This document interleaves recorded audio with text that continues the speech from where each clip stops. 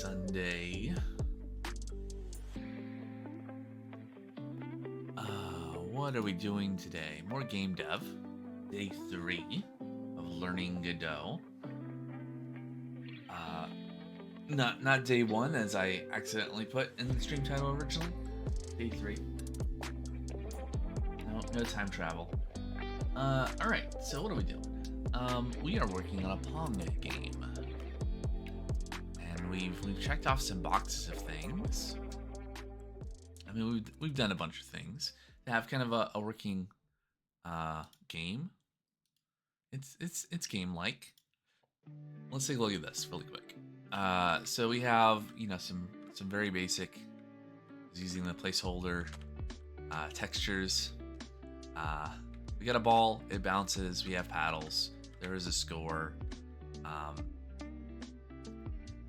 We could make the AI smarter, but then I wouldn't be able to win.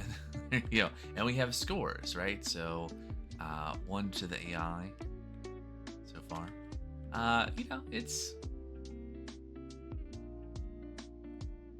It is Pong. Success. And we will definitely move on from this to maybe slightly more interesting games. But what I want to do before we do that is use this as an opportunity to kind of flesh out some other things that every game needs. And we can also probably throw in some additional things to make this more challenging. Because of course this AI is winning, is beating me somehow, but doesn't predict where the ball is going, right? It just chases the ball. And if I was paying more attention to what I'm doing and was lucky, we would be able to beat the AI. Of course, this game never ends. There's no win condition. It's just a score. There's no pause menu. There's no way to exit the game other than like exiting out. So we'll do that. So that's why I have a list of things to do. So over here in a Scala draw, just ignore those other things off to the side for now. We have some things. So, we were talking about this last time and I wasn't able to figure out. I was going back and forth between two different ideas for how the ball would bounce off the paddle. So one was to change it so that the angle that the ball bounced would be based on where it hit the paddle. And we spent some time trying to figure out how to math that. Which I think is possible, right? We can figure out like how far the bounce was from the center of the paddle, and then that will tell us roughly how far away from the center the bounce was, unless it hit the ends, which is also possible. And then figure out how that affects the angle of the bounce, right? The reflection. The other way I was thinking about doing it was to not do that, and instead have it so that regardless of where the ball touches the paddle, the reflection would be influenced by the direction the paddle was moving. So like if the ball hits the paddle and the paddle is going this way, it pushes the reflection in that direction as well. It influences that. So I want to try doing that just to like see some different bounce behavior. And then we're gonna move on to some other. We want to have a little bit of a delay before the ball spawns in with maybe a little countdown timer, and then we'll kind of move on to more UI, kind of the infrastructure of a game, right? So splash screen, start menu, fonts, pausing, key configuration. We might mix in some more like enhancements to the AI for this very simple game, and so a lot of like things that should carry through to subsequent little mini test games that we'll be able to see. So that's the idea anyway. So let's see. Let's go over to VS Code. And I have a checklist of things here. In fact, let me go over to this view. There we go. Things to do. And so we have our GD script for the paddle. And oh, right. So did I do this on stream? Did I implement this? I think I did this on stream. Yeah, 7 days ago. Okay, so this was in the commit. This is all pushed out to GitHub now. I linked it in the Discord, but there is a repo on GitHub now that has, it's called like, what is it called? Sabin Godot Pong game. Alright, so I just pushed up all the code for this project, and I'll keep pushing changes to there. Just, I don't know if there'll be a lot of interest, but kind of as a reference. And I guess what I will probably, thinking into the future, I guess I might create separate repos for each of these test games, or I just stack the different game concepts into this repo. At which point the name will be misleading. I don't know. Anyway, so what is this on-ball collision, right? So what did I do here? I made a paddle.gd file, and then there should be there's a something. I think in the ball script. Yes, right? So we say, we do our physics, or collision, on the script that's attached to the ball that's moving. And we say, hey, check to see if move the ball and see if there's a collision. If there is a collision, we figure out a velocity, a new velocity, based on the current velocity bouncing off of what we collided with. Then we figure out, okay, what was it that we collided with again? Get the thing we collided with. And then if the thing we collided with has a on-ball collision method, then call it and pass the ball, right? And so that's on-ball collision, we have a ball. And so this method, because we're passing the ball to it, could, this velocity here is a property on this entity, right? On ball, character body 2D. So this method that we call will be able to modify the ball, modify the velocity. So whatever it does, then we figure out what the speed of that velocity is. We increase the speed by acceleration, and then we take that direction vector that we got either from here, from here, or from modification in here, and we apply the new speed to it.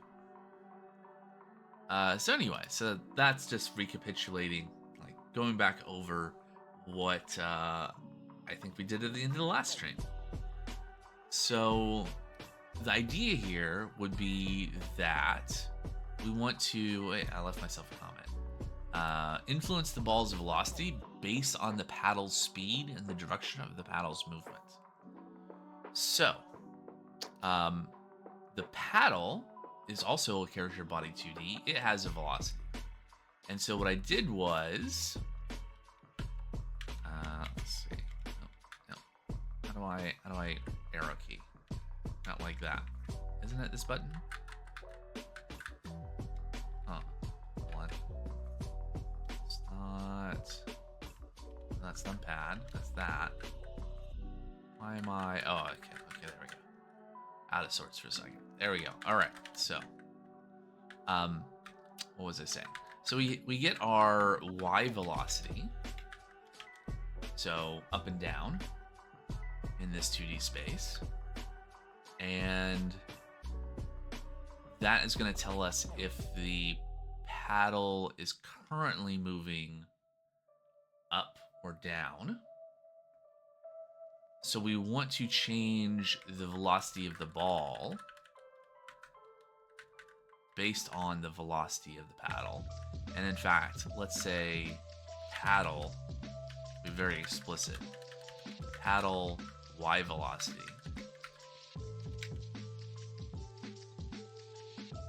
Now, what do we want to actually do? We want to modify the ball's velocity based on the y velocity of the paddle. So, do I want to do this way? I can do paddle velocity influence. Might be a more interesting thing to create here. Influence. And this is going to be a vector 2 where the x is 0 and the y is velocity.y, right? And then we apply that vector to the ball velocity. So if the ball after the bounce was going to go upwards and the paddle is also going upwards, let's do this. Okay, so here's the paddle. The ball comes in and bounces off and will be going this way, right? So the state of the ball by the time this method is called is after the bounce has been calculated, and then it's reflected off. So the velocity of the ball is going off in this direction. If the paddle is going this way, we can add the velocity of the paddle to the velocity of the ball, thus causing it to go more up faster. I guess the question is going to be how much this is going to impact. Like, this will maybe negate the need for us to add acceleration if every time the ball bounces off the paddle, it's adding more velocity. I think the other way of doing it is that we get the speed, so the magnitude of the velocity vector of the ball.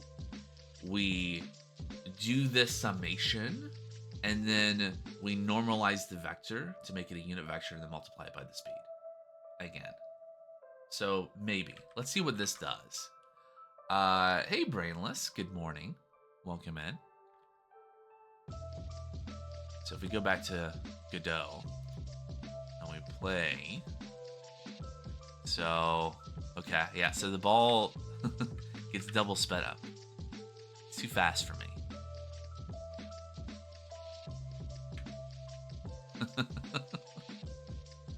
Okay, so yeah, see? Now I can reflect it and choose the direction that it goes, which is what I want. Okay. It turns out I'm terrible at Pong. Who knew? Okay, but I think we're going to do what I said before, which is we're going to get var current speed is going to be ball.velocity.length. And then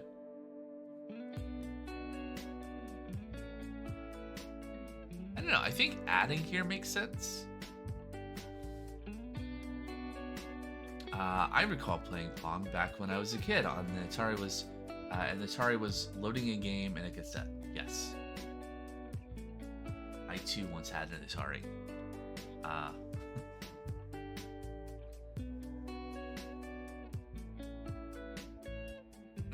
Something you could pick up for fairly inexpensively, so not as a new machine. I'm not quite of that age, I think. So I can just modify these things in place, right? So we can just say we could do that, yeah.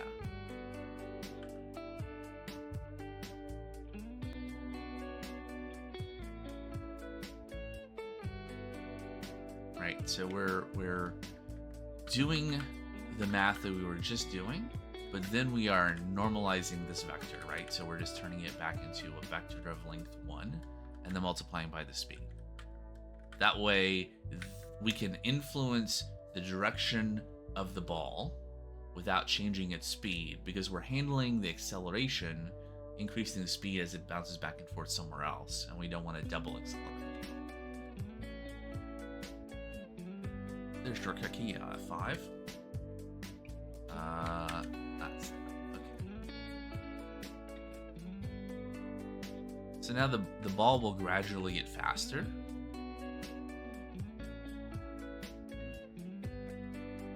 There we go.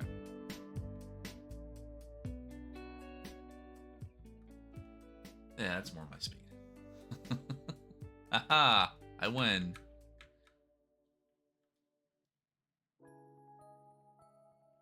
Yeah, the AI is not very smart.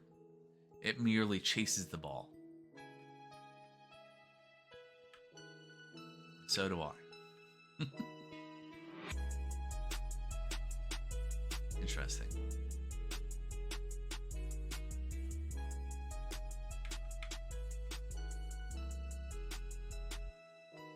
All right. So being able to like have it, being able to influence the way the ball bounces is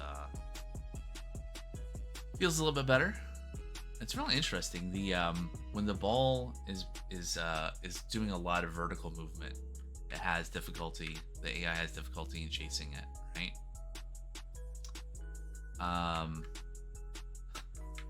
There you go. I don't know if you were still on the stream last night when I mentioned that I exited a battle, instantly got a breath stealer. So I know that you're talking about. Oh, hey, let's go. You're talking about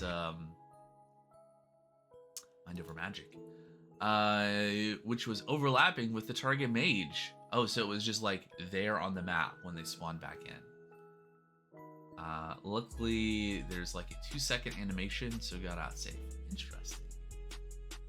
Interesting. So just happened to be waiting right there. Was that like... I mean, the world is not doing stuff while the mages are in battle, right? So that's like really bad luck.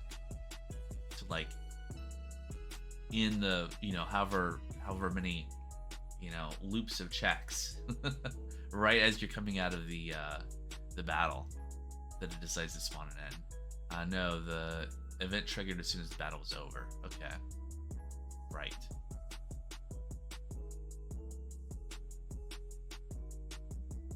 That seems maybe not great from like a gameplay perspective. So like other events that come off the edge of the map are one thing, but having things could spawn right as the party is coming out of the thing. Send an F8, nice. Yeah. I mean, that's probably not intentional. That's just like systems interacting.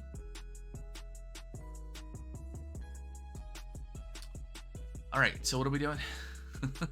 I think we've successfully implemented inertia between ball and paddle. Yay. All right, so let's commit that. Also, I realized I kind of like the outline. I don't use it as much as I probably should. And obviously it's kind of useless with such a small file. But it's always buried over here, so I just moved it over here since I rarely keep the right-hand panel open for long. Another streamer got me to try give Super Maven a try. And what is Super Maven? All right, let's see if Copilot can write a nice... There we go. Implement ball velocity influence and collision with paddle. There we go. We're not doing branches or pull requests or any of that stuff here.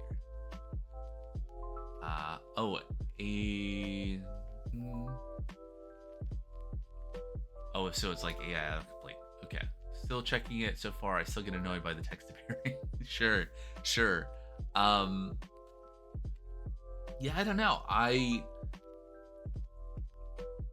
have seen people that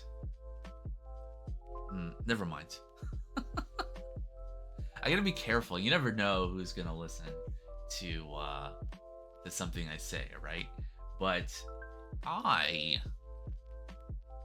like to I guess I could definitely be in a mode where I'm just like trying to type stuff out and it could be very distracting. Yeah, exactly. But I find more and more that I like to think.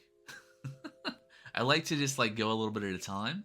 I guess in a way, actually, that's something that happened on the last Sunday stream, I think, right? Where I'm like, okay, I start typing something out and then it auto completes like 6 lines of stuff, right? And it's like, well, I could either just take this code or read through this code, or I could just not and think about what I'm trying to do instead of just barreling ahead. Um, I don't know. There's definitely times where it can be annoying, and there are times when it's like, oh, that's cool. Let's just like churn through things and make, if you're trying to prototype, I guess, if you don't really know what you want, or alternatively, you know exactly what you want, and it's gonna just be a lot of tedium, and it just happens to churn out the right thing, and you can just accept it all. You can have this kind of uh, snowballing, right? Anyway, how do we do a timer on screen before the ball spawns? So what causes the ball to spawn? The ball is just like in the scene, right? So we have a script on the ball, and we have a reset, and we have, okay, so ready resets it.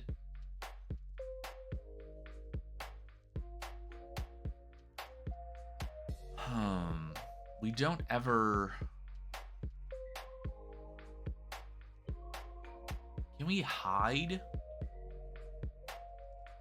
the ball?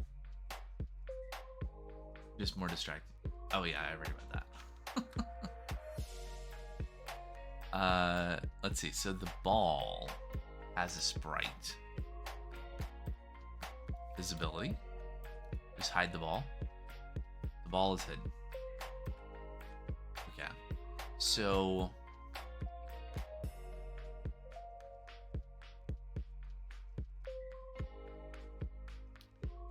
like what we could do is we could just say sprite 2D dot visible is true.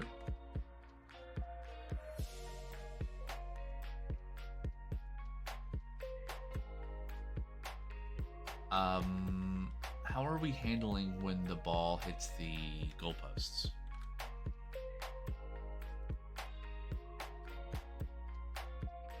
We call reset.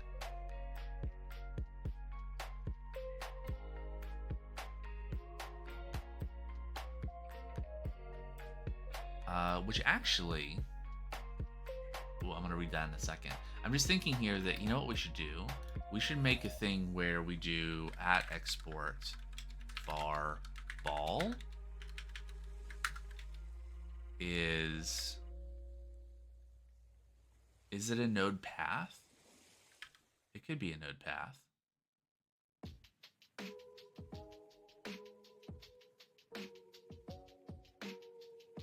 Or can it just be a ball?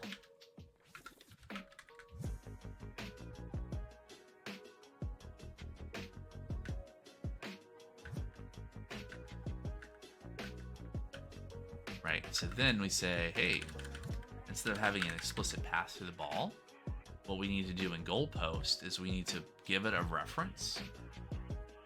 The player goalpost gets the ball. And AI goalpost gets the ball. Not strictly necessary, but I think later on, as things get more complicated in other games, that'll be helpful.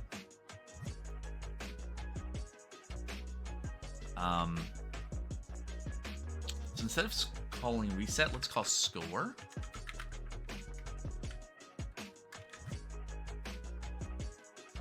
Which doesn't exist yet, but will. So we're going to make a new function, score. Which, yeah, it's going to hide the ball, and then it's going to reset. And then what we're going to do is we're going to come back and implement like a timer and something on screen that's like a countdown. Yeah, I think so. So, now what did Brainless say? I finally hatched the dragon egg yesterday. 150 days to do so. Basically, I only have to complete that, do all the room achievements, the call your school, done. Nice. Very nice.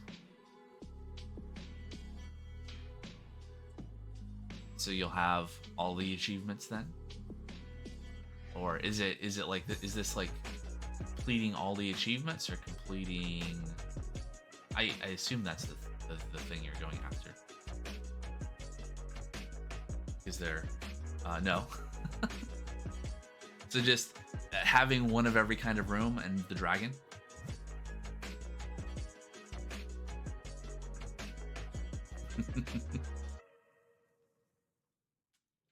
All right, let's make sure this still runs. The ball appears, things happen, and if I let it go past, it respawns. Great. So we didn't break anything with that refactor. There is an achievement to finish the game by day 80 or so. What is... Actually, don't answer that question. I was gonna ask, what does finish mean? But I don't need to know that yet. I'll find out. Okay, so yeah, won't tell me. All right, so I think there's like a timer node. Let's see here in the ball. Timer, countdown timer. Can we make this area bigger? No. Okay. A timer node is a countdown timer and is the simplest way to handle time-based logic in the engine. When a timer reaches the end of its wait time, it will emit the timeout signal. Great. I'm just gonna call it timer. Yeah, I have not seen the late game yet. Correct. I have seen a little bit of the dragon stuff from Death Row stream, but yeah. Okay, so we have a timer. So instead of calling reset, oh, let's do this. Let's add a something, a label.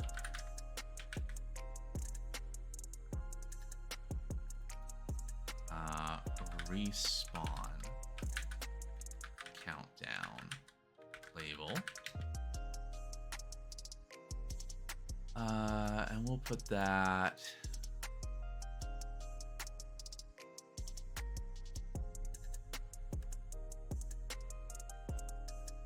what is center? Actually, let's see. Well, this will be alignment within the label itself. Is there a layout? Anchor? Center? That's relative to this, though.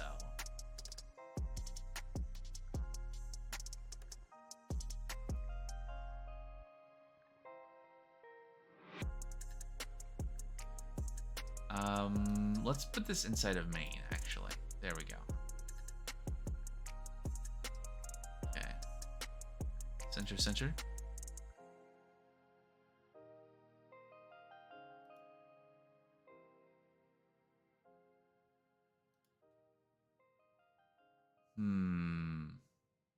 Okay, let's do this. Let's add a child node to main.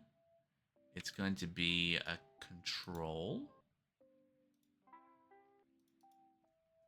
Let the UI begin.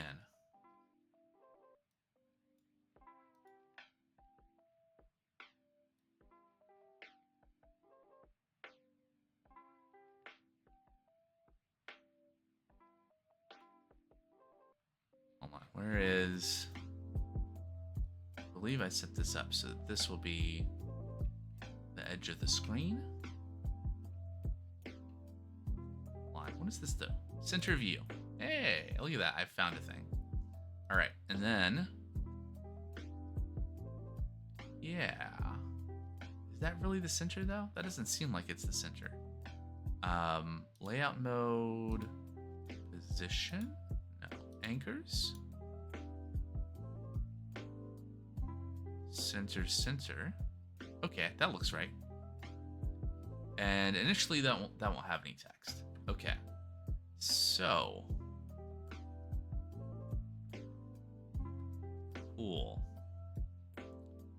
So when we score, the sprite becomes invisible. We want to reset the timer.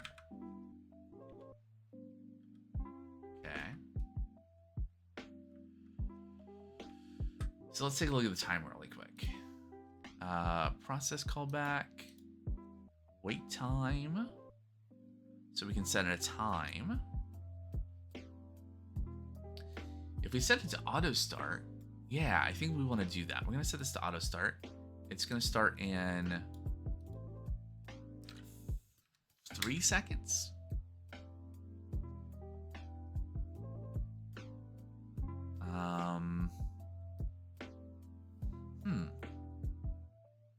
Thinking about this.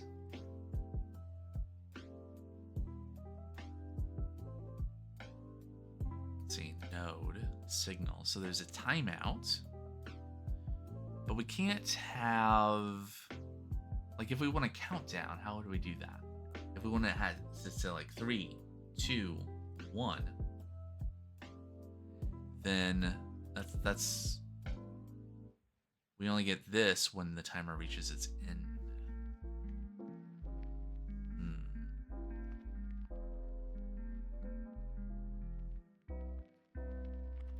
Well, what does one shot do? If true, the timer will stop after reaching its end. Otherwise, as by default, the timer will automatically restart. Okay.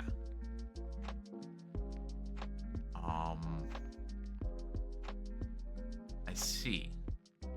So the way this is currently set up, this is going to actually trigger every 3 seconds. So what if it's just every second?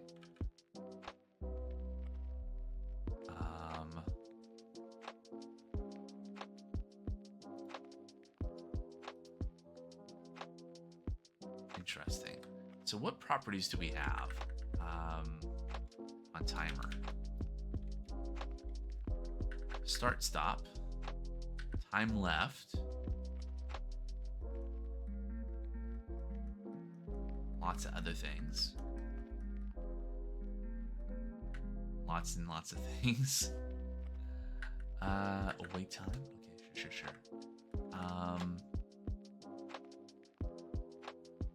So let's assume. What are we gonna assume?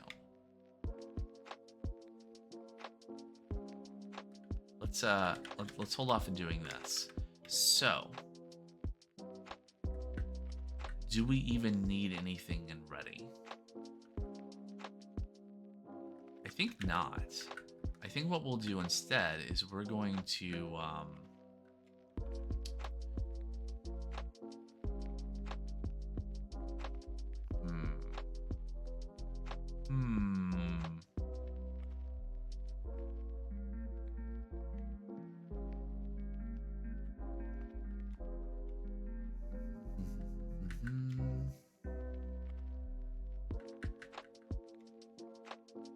do var respawn countdown. It's going to be an int 3.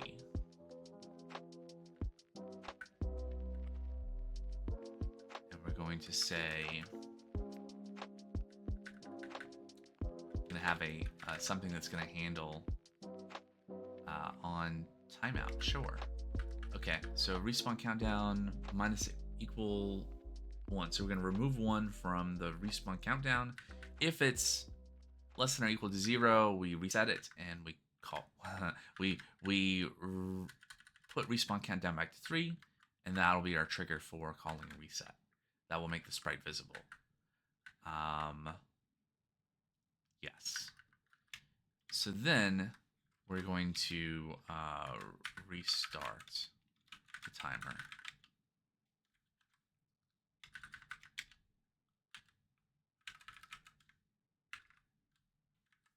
What did the doc say about start? That's not the right start.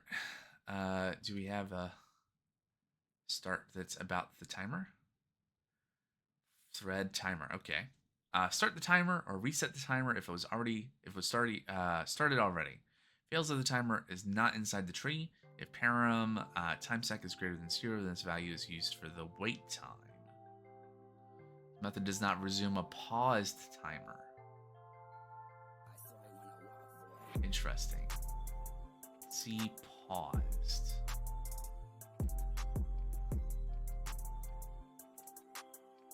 Some interesting, something to think about, something I'm thinking about right now. I know that I'm going to add the ability to pause the game. I'll read that in a second. Need the ability to pause the game. Will that mean that I will call pause on the timer, and what is the implication of that? So if we look at timer.paused,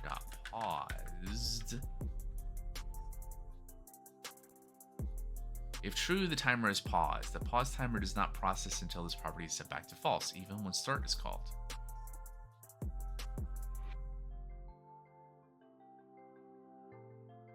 So I don't know. I don't know what that actually means for us if we set it to pause, but I'm going to do this.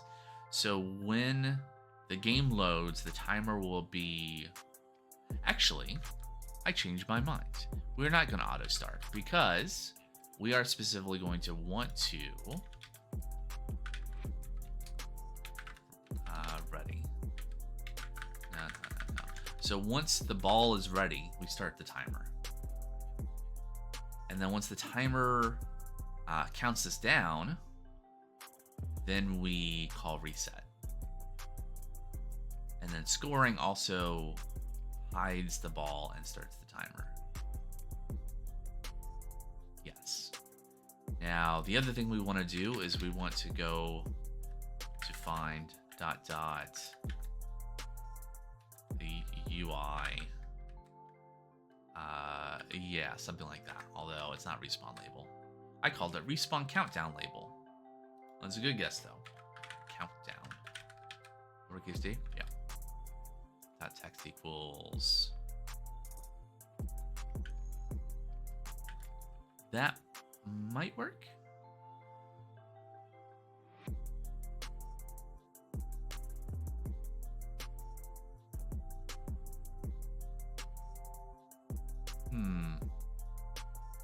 So no text appear. Hold on. Okay, we called. Okay, what happened? Game starting. But nothing appeared here. And the ball hasn't appeared. And it's been 3 seconds. Okay, interesting. Alright, what did Brainless say? I need to talk to Ops and see if we can increase the vCPU of some of the deployments. Yesterday was testing. Our bottleneck at the moment happens when decoding a large JSON payload, which is able to replicate locally by restricting the CPU allocated. Yeah, you were saying something about like trying to reduce CPU and memory. I think that was yesterday. Replicate by, restricting CPU allocated, something that locally takes around 500 milliseconds is taking 25 plus seconds on dev. Yeah.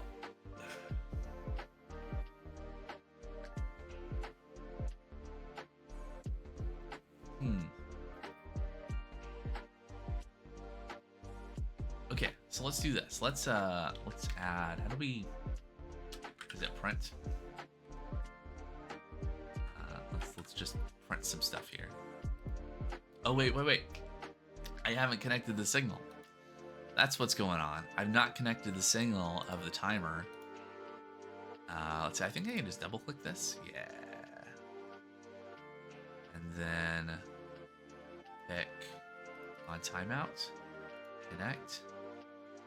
Ta-da! All right. Did that change something? File? No. It's very concerning as when we hit production, we have many requests per second. It's going to be bad. Yes.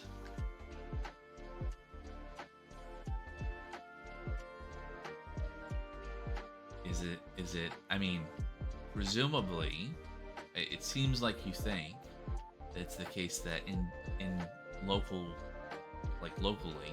you have way more. You have basically the whole PC, the whole computer available resource-wise, and maybe I'm assuming this is some kind of containerized deployment. Maybe you said that somewhere in there. That the allocation of resources to the container is much restricted, and so the behavior is different.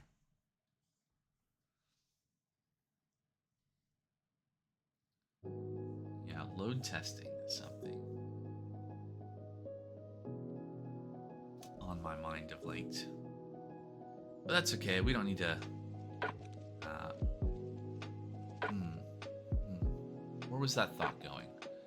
So I think I've alluded to the fact that I have some ideas for some more interesting games that we are building our way towards, and that's something I've been doing on the side. Between streams after work is thinking about 2, 1, 0. Okay, so the label should disappear.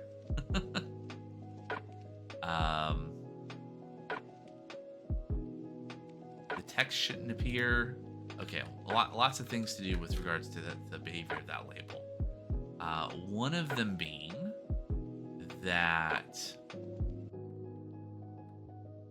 the label should start with something like this. And we'll do plus dot. Yep. We only do this if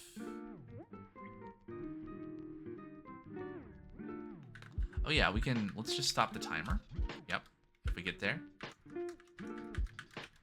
Okay, so that'll fix the text. That will, oh, and we need to hide the label. Or we need to clear the text of the label.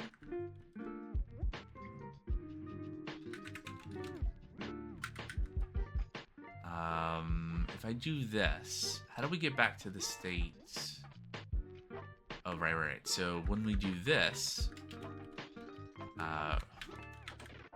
reset the label for the countdown to the countdown. Yeah.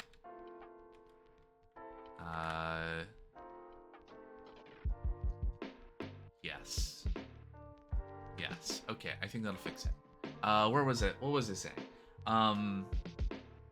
Right. So I have some game ideas, and what I've been doing is I've been ideating on some of these ideas and thinking about how it's going to work. But one thing I did decide is that the game that we are building is going to be a single player game. Is going to be no multiplayer aspect. So one thing I want, this is the thread that's connecting why I started talking about this, which is thinking about it, like load testing, and oh yeah, no multiplayer equals no server, no need to worry about having to deal with that. So that's nice. Although there was one specific scene that I was thinking about where there's going to be it would be really cool if it was multiplayer, because then yeah, anyway, it's all very hypothetical right now. I've not written any code for it. It's all just like writing out story arc, themes, characters, dialogue, sort of thing. It's going to be very kind of like dialogue heavy, kind of an RPG, but not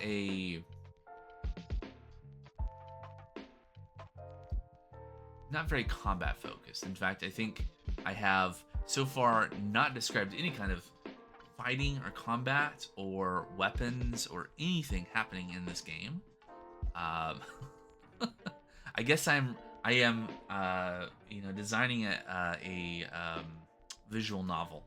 Apparently, I don't know, but we'll see how it happens. 3, 2, 1. The AI is very confused. All right, so let's see the respawn behavior. Yeah, let's see if I can dodge the ball. No, okay. 3, 2, 1. Okay, that's working. 3, 2, 1.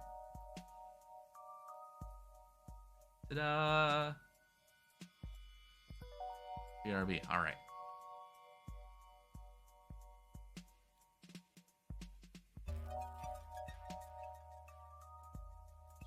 Back up a little bit. We don't have game music yet, so we'll just Got our pretzel lo-fi beats going. Okay, so that is another thing done. We have a timer. All right, so let's save that.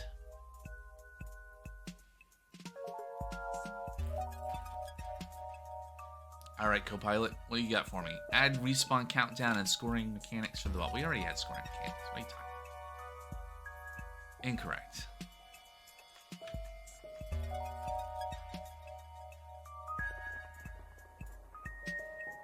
Add respawn countdown. Yeah. And here is what that scene, the main scene, looks like. What format is this anyway? The interesting format that Godot uses.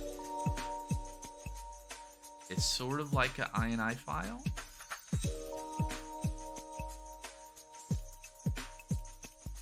So the part in brackets is kind of like isn't everything a node? It's kind of redundant, isn't it? No, okay. There's more things besides nodes. There's sub resources. Interesting. Anyway, I don't need to know all that quite yet. Let's save that though. Commit that. Push that up.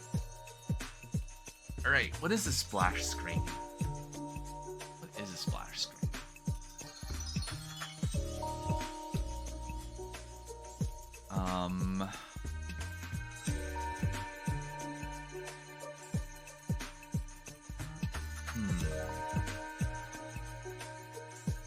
Add. What is this gonna be? Is it just gonna be a control with a label? Right, so it's just gonna be like a UI. Right, so control is a node that is a canvas item, like a node 2D is, but it's a base class for all GUI controls. Control features a bounding rectangle that defines its extents, an anchor position relative to its current control or the current viewport, and offsets relative to the anchor. The offsets automatically update when the node or any of its parents with the screen size changes. Right, so you do this. Did that go inside of here? Okay. So what do we do? I think what we do is we say, we'll call this splash. So right now everything is in this main scene. Do we...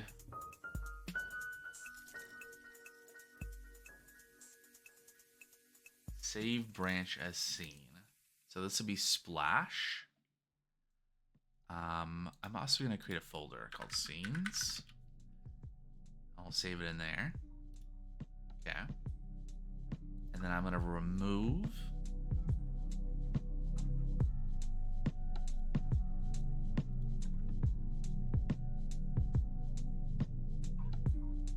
Okay. So we're going to save that. And then I'm going to move main scene into scenes as well. So now we have main and splash. So we open up splash and it has that control node. And I think, so the plan is the splash screen will become the initially loaded screen, and then I guess I'll add a timer node to this and I'll have it load the other scene. I think I can do that. I know I can load scenes. I guess the question is going to be, do we you can definitely like put a scene inside of the current tree. Can we like swap and replace? I don't know. Figure it out. Figuring it out. All right, so make our splash control there, and then we can add. So I know there are different UI containers.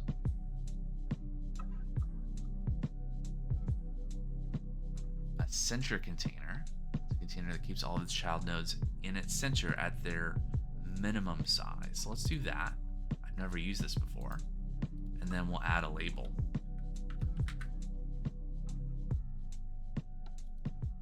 Just for some plain text. And this is going to be like,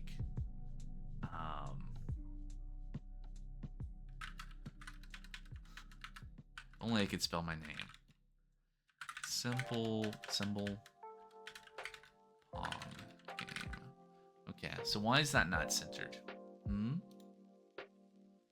So layout, this should be anchor correct? Okay, there we go. So the center container holds its children at their minimum size in the middle, but the center container has to be laid out with respect to its container, its parent. Okay. And then can we add a timer? And we are going to say, we're going to wait 3 seconds.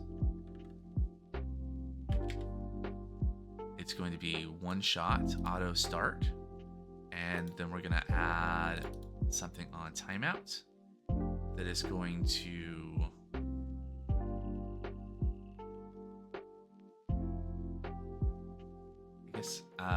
let's add a script to our splash.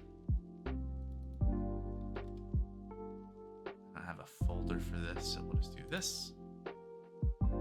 All right, and then we don't need any of this. We're just gonna have a func on timeout, self hide, get tree, change scene. Main menu would be appropriate. That's kind of what we're gonna do next.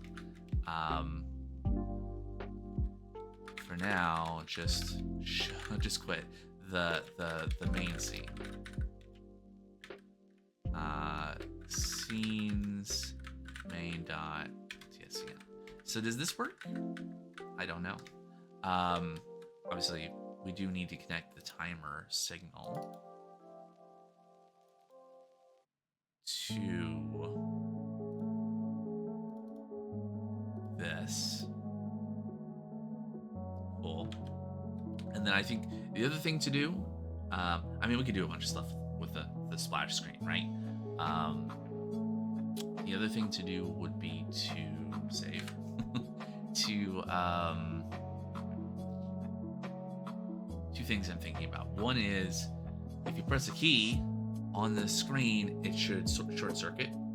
But two, we need to make this scene the main scene. Can we just right click and set as main scene? There we go. So if I play, we get our splash screen for 3 seconds. There we go. And then it dies. Okay, invalid call, non-existent function, change scene. So that is not a real thing. Okay. All right, it's documentation time.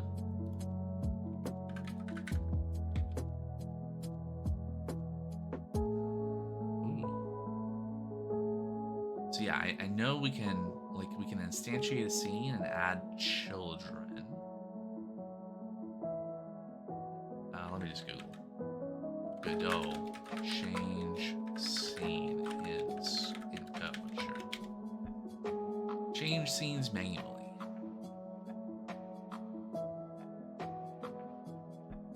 Okay. Get tree root add child.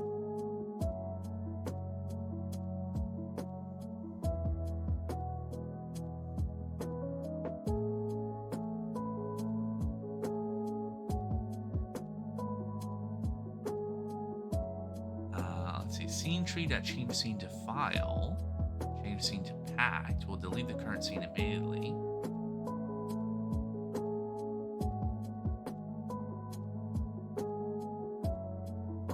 Okay, change scene to file.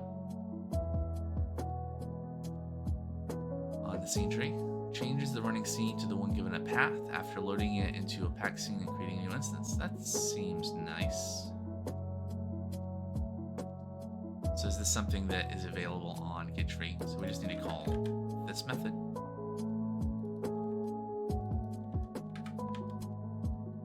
If true, we're going to find out here in just a few seconds. 1, 2, 3, and it's a game. All right, success. So we're going to come back. Like, it's on the list to do a start menu. So we'll do that soonish. But we are going to, I don't think we need the hide. We're not coming back to this scene ever. And I believe the docs just said that this will trash the current scene. Let's go back to that.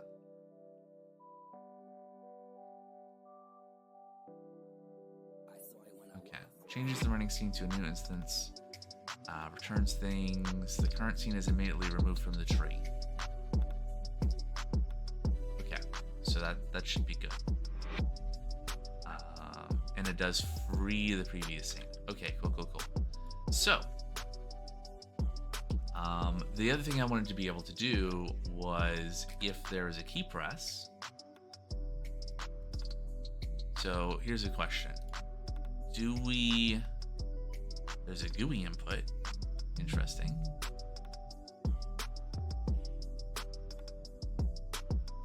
Phone is doing weird things. Mouse entered GUI input. Emitted when the input receives input event. Okay, can we connect that? And we'll put that on the script. And if there's any kind of input, just go ahead and